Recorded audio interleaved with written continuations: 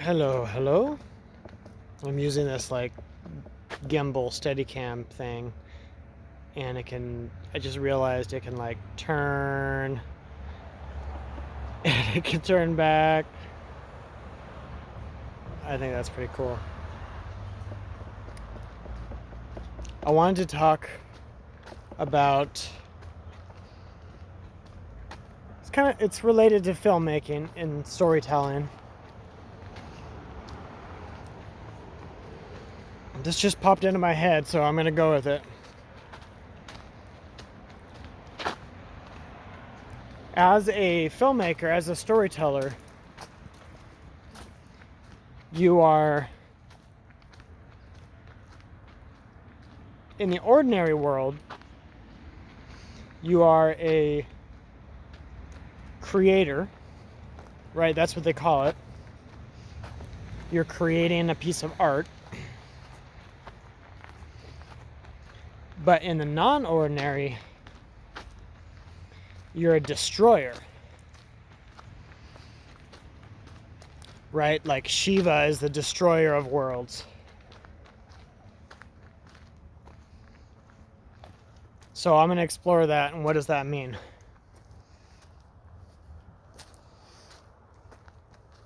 In the story weaving course, in the story weaving strategy, in the story weaving book, you can read about, there's 4 steps to the process, and step number 1 is called image detox. And this is where we find out what assumptions you're operating on. I'm walking on these leaves right now, it's kind of loud. Discover your basic assumptions is what image detox is about. And the reason for that is because we have all of these belief systems, which is, if we just sit down and write a movie without orienting ourselves to our belief systems, then we're writing from our belief systems. We're writing it's our belief systems that are doing the writing. It's not actually the authentic you.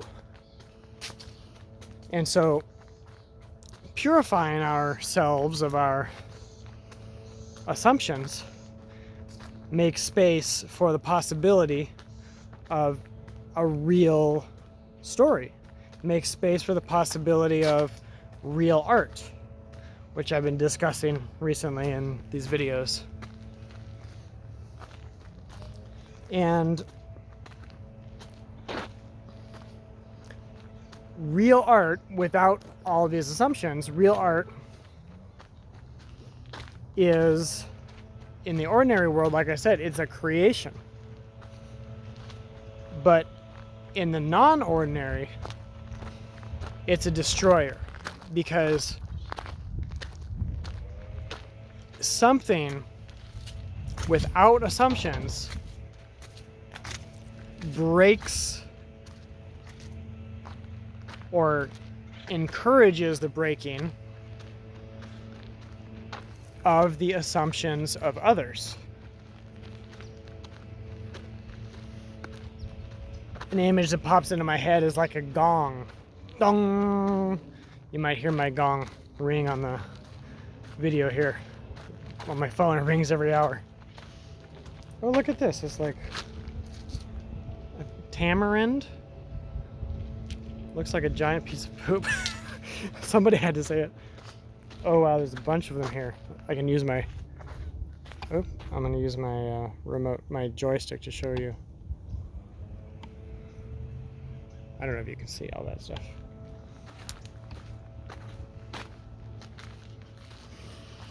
So, a gong. When you start to play a gong, it's a completely pure sound. And it doesn't have to be a gong, it could be any instrument. I love gongs because it, vibrates the whole body. And a gong is so pure, it causes the body to relax the grasping. And what is it that we're grasping on? We're grasping onto our assumptions. We're grasping onto thoughts, right? Which is what a belief is. A belief is a thought that we're grasping.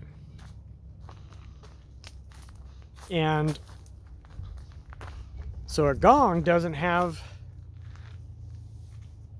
the ability, like it's very difficult to project any assumptions onto a gong. And so that means that being in the presence of a gong, or any instrument, but you know, an instrument that vibrates you so you can feel it, it tends to dissolve assumptions because it's dissolving tension. It's dissolving the necessity to be at war, right? Like in the Toltec, there's either the warrior or there's the one at war, and they're diametrically opposed because the warrior is in right relationship with reality, with the soul, and one who is at war is opposed to the soul even if they don't realize it. So when someone's at war, they're at war with their soul. So that was cool. Wow.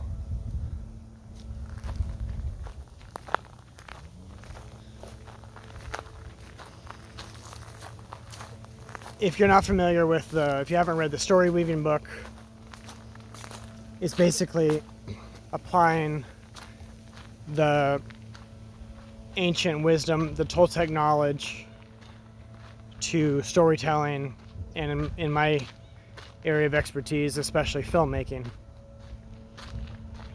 So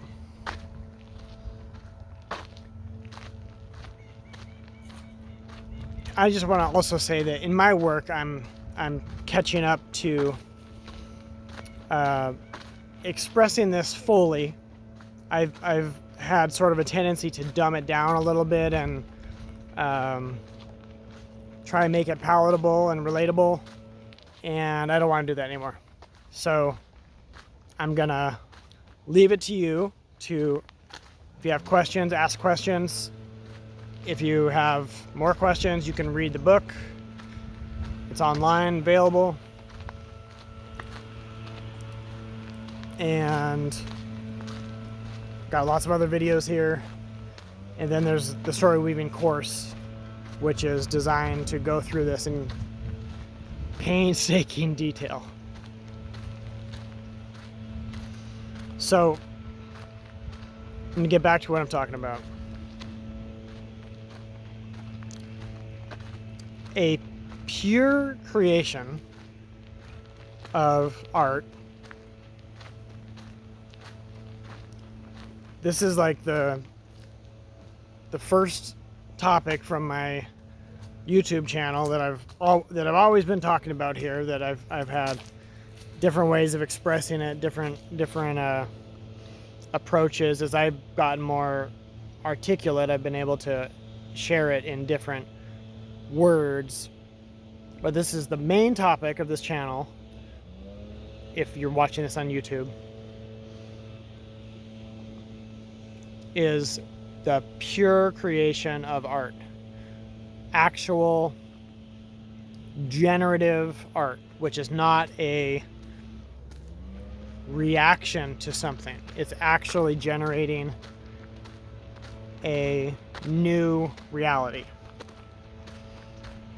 And what's interesting about this is that generating a new reality has the effect of destroying old realities, of destroying irrelevant realities. Sometimes that's intentional and sometimes it's unintentional. Sometimes it's with gusto and sometimes it's a side effect.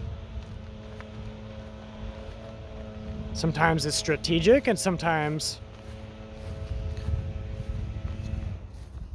it's automatic. Because some realities are more sticky than others. With the really sticky ones, it can necessitate being very strategic in destroying them, right? Broaching the issue with great tact. And then, in some cases, beautiful. In some cases, the false reality is a little more puny and doesn't need as much of a strategy. So, it's a great responsibility for a filmmaker, an artist, a storyteller. It's a great responsibility to be able to see the worlds that can be destroyed and to assist the evolution of the fluidity of perception by destroying the worlds which create the fixation of perception, the lack of fluidity. Right, and again, these are Toltec terms. You can look them up. The fluidity of the assemblage point is the actual issue. And again, that's in the book. So, if the fluidity of perception is how we define freedom, then that fluidity is normally blocked. It's normally fixated with fear, right? And especially, you can get especially granular with the Enneagram system, right? Basically 9 different distinct manifestations of fear, but fear nonetheless. And so knowing as a creator, as a destroyer, knowing that you are destroying fixed perceptions, it is a huge task because sometimes it'll be rejected. Sometimes it can be very upsetting. Sometimes it can be very triggering. Sometimes it can be like sobering to a point of it can be so immensely sobering that it's a shock, right? So this huge responsibility that we have as creators and destroyers is not to be taken lightly or messed around with in a way that's flippant or, you know, any flavor of disrespectful. And that's kind of also touching on my previous videos about mentioning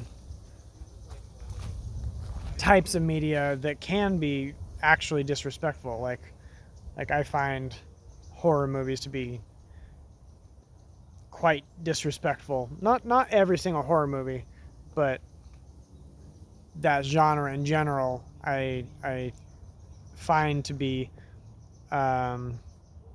disrespectful of the audience and disrespectful of especially like slasher movies, disrespectful of the nervous system intentionally. It's like, how can we disrespect the nervous system?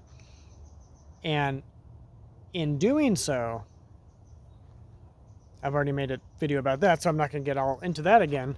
But doing so, being that disrespectful, I'm going to see if I can sit down here. Being that disrespectful to the nervous system is the opposite of destroying worlds, because the nervous system gets fixated on what ifs, for a lack of a better term. Meaning, what if this happens? What if this happens? What if that happens? It's like fear, image-based and thought-based, obsessive fear convictions, right? Like being totally convinced that a reality is that a world is real. So let's say, as an example, I just saw a horror movie about someone hiding. I was told this story when I was a kid. Someone hiding in your back seat of your car. And so I was like, for years, I was obsessed with the possibility every single time I got in the car, like looking in the back seat, because I had heard this story. And people find this fun, like, or they tell themselves they find it fun. It's not fun. It's trauma. It's like safety fixation, or really a lack of safety fixation. And that fixation is the opposite of fluidity. So that is a world which the nervous system already created, and then horror movies tend to reinforce. Or not just horror movies, but crappy movies in general tend to reinforce dogmas and, ordinary thoughts, things people are already thinking. Why do we need a movie that is reinforcing something the audience already thinks? That's like the pinnacle of stupidity. I was going to be like, I hate to say it, but I don't hate to say it. It's like, it is actually ridiculously stupid to create content which reinforces what people already think. It's a waste of time. It's a waste of money. It's a waste of energy. It's a waste of like probably hundreds of people's skill sets are going into, and finances, and oh my gosh, camera equipment, like the pinnacle of technology in these like 8K, like 100-pound cameras, $100,000 camera, and they're like filming a movie with actors and a set that's costing, $25,000 a day or more. Like Star Wars costs $10,000 a second to film when it's all said and done.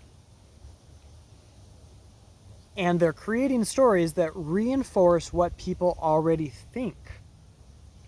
It's idiotic, right? And the issue is that it's innocent. The filmmakers don't know how to destroy worlds that need to be destroyed. The filmmakers don't recognize their responsibility. The filmmakers don't see beyond the business of filmmaking. The filmmakers are sort of in the entertainment only mindset, where storytelling is for entertainment. That is a myth. Storytelling is not designed for entertainment. Storytelling is designed for transporting the audience from one world to another, right? That's why storytelling is originally done around campfires, especially from the elderly to the young, telling stories to illustrate lessons, telling stories to mature, telling stories to impart wisdom. And it might be entertaining, and it's actually good if it's entertaining, right? Like, if you're imparting wisdom about the power of trust and connection, you can have a story that's funny, and it can be illustrating what, like, funny ways of what disconnection can look like with, you know, humor and levity. Exactly. It's so cool. And exactly, right? That's a third attention happening. We'll get into that more later. It's so funny.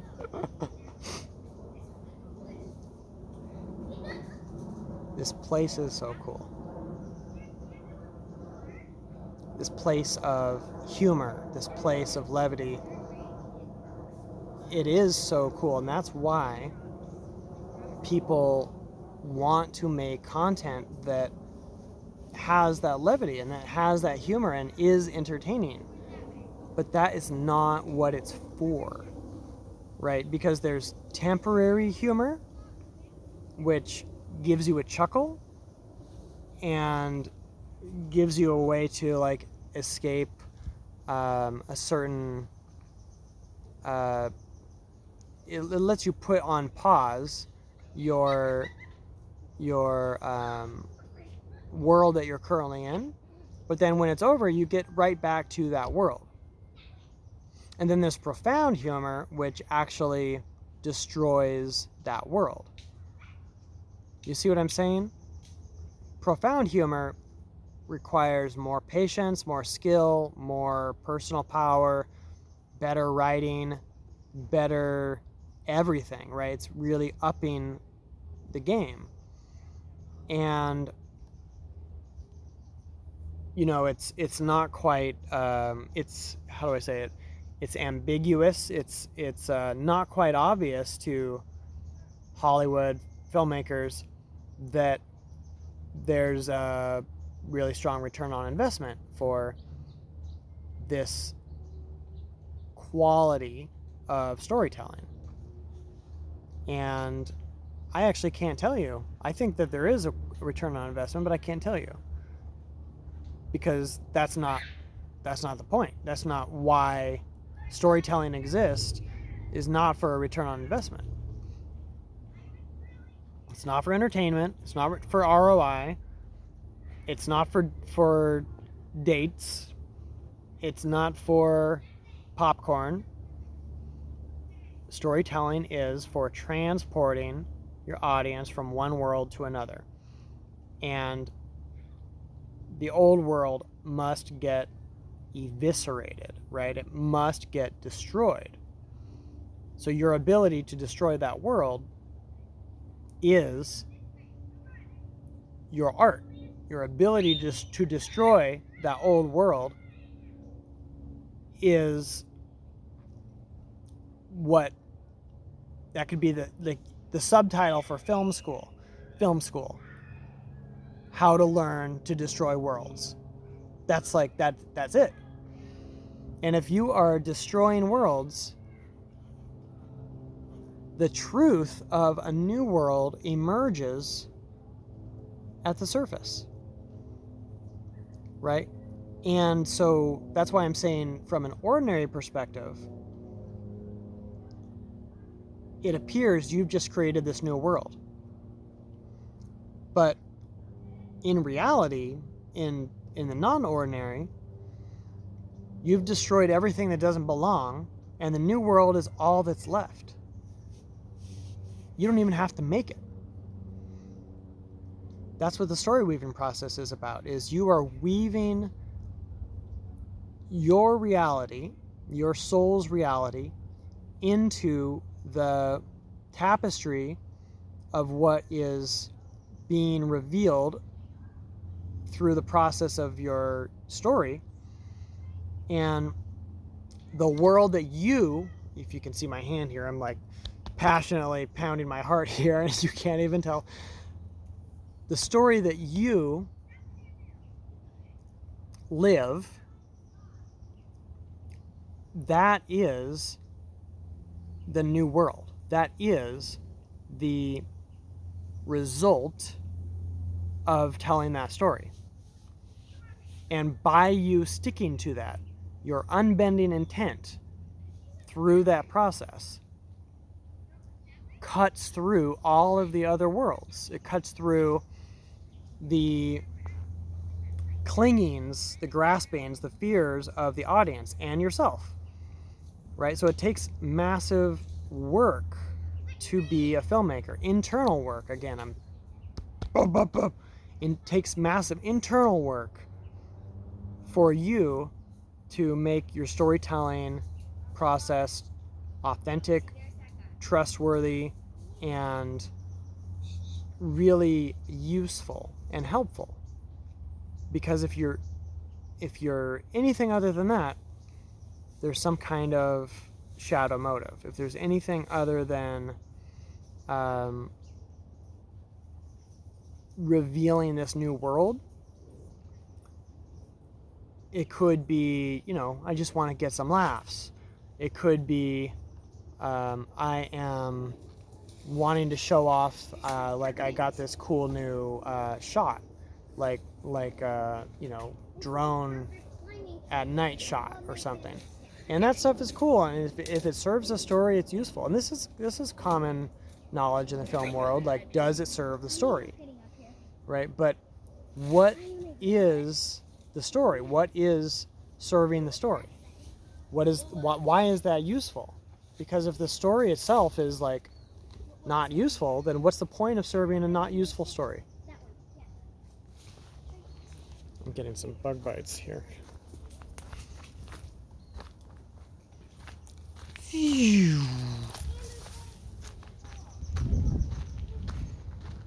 What is the point of serving a not useful story?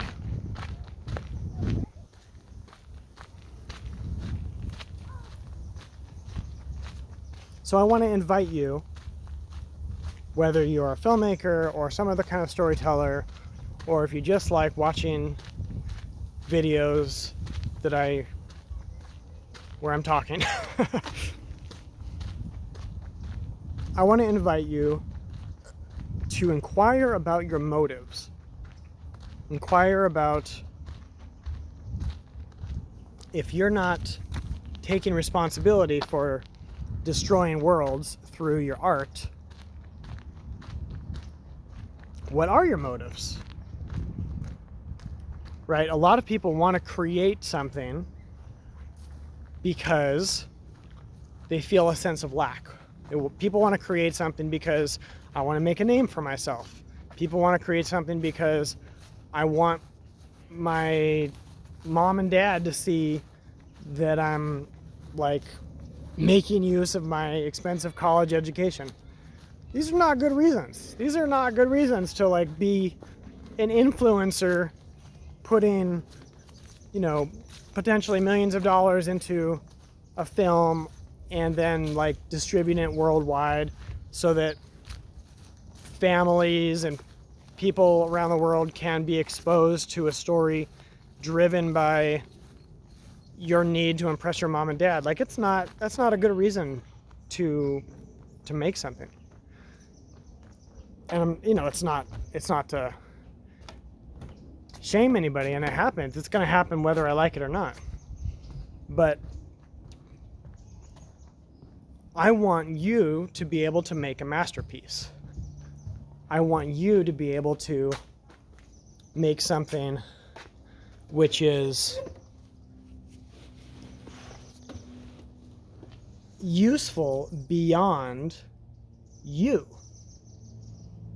If you can make something, if you can tap into the collective intelligence, if you can tap into the knowing of your soul, and you can make something that is bigger than yourself, you can have a masterpiece.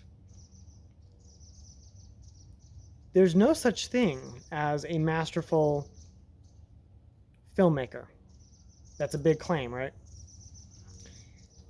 The filmmaker, being the person, is not the master. The person has acquiesced to their soul. The soul of the person is the masterful filmmaker.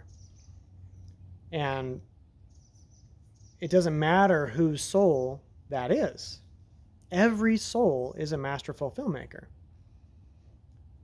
So the people who have learned to submit to their souls are the ones who make masterful films. And when I say films, this could be any storytelling. Again, it's just my arena. Every single soul is a genius. That means you. The only thing that prevents us from accessing our genius is our inability to differentiate between what is our genius and what is our small self. What is our true self? In the Toltec we call the Nawal, is the infinite aspect. And what is the tonal, which is in the Toltec the tonal is the mind and the body, personality, the ego fixation, your Enneagram type. The limited. If you're making a story from your limited perspective, it's not going to be as good. It might not be good at all. It might be interesting at some points. It might be funny at some points. It's not going to be a masterpiece. If you make something from your soul, as a rule, if you make something actually from your soul, it will be a masterpiece. That is what a masterpiece is. I hope this has been helpful. I'm going to sign off. Thanks for listening and watching. You might want to check out the storytelling style quiz on the Story Weaving website, which is www.story.energy. No .com, just story.energy. This is Joshua. See you in the next video. Bye-bye.